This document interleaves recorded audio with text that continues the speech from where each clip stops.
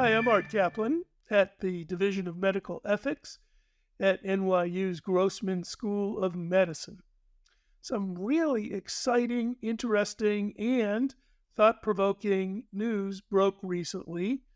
Publication appeared in the Journal of the American Medical Association following an announcement at a huge Alzheimer's Association conference that took place in Philadelphia, reporting that a team in Sweden has developed a blood test that allows a better than 90% accurate diagnosis of diagnosing Alzheimer's disease. I think many watching know that the most reliable way for a long time to diagnose Alzheimer's was only on an autopsy. You had to kind of look at the brain. There have been some improvements in testing since then, I know. People are doing a little better with MRI and other types of scans. And there are some tests that have reached maybe 65, 70% accuracy, but they're expensive and take a long time.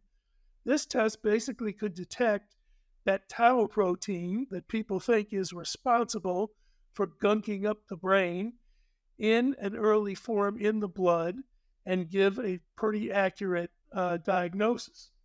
So that, I think, is overall very, very, very good news. For one thing, many people struggle along with their doctors to decide or determine, do they have Alzheimer's? They start showing symptoms, memory issues, and they're worried, is this Alzheimer's or is it?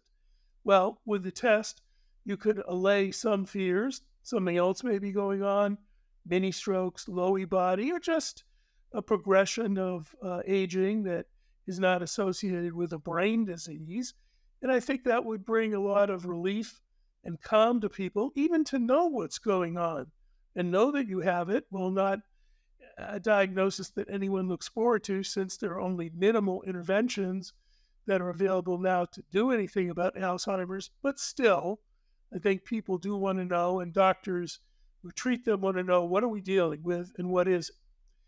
There's certainly a sense that ethically, maybe you wouldn't offer this test earlier than symptoms because there isn't anything that can really be done to prevent the progression of the disease. And I've seen some doctors already say that. I doubt that's going to hold. People are so worried about Alzheimer's, so concerned, and there's so much money to be made in selling this kind of testing, so many people fearful, that I think the barrier, if you will, or a wall saying we don't test until you show symptoms is never going to hold.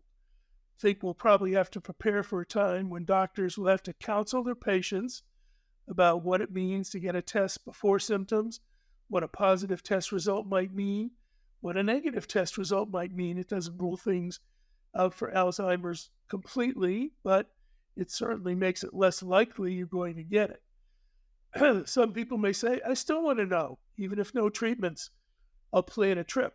I'll change my career plans. I'll do getting my life arrangements in order, that sort of thing. It's not good news. It's tough news. They may need psychological support, but there it is. The other, I think, big issue about this form of testing that's going to face the health professions is there certainly are people going to say we need an affordable test. And I don't know how this one is going to price out. It's a blood test. But again, bringing peace of mind to people with symptoms, it's something that we're going to have to be able to institute, be able to afford. And with so many people afflicted with Alzheimer's, worried about Alzheimer's, showing Alzheimer's symptoms, if we had tests that cost $1,000, $2,000 or more dollars to administer, and then some more counseling to go with it, again, these are not sustainable costs.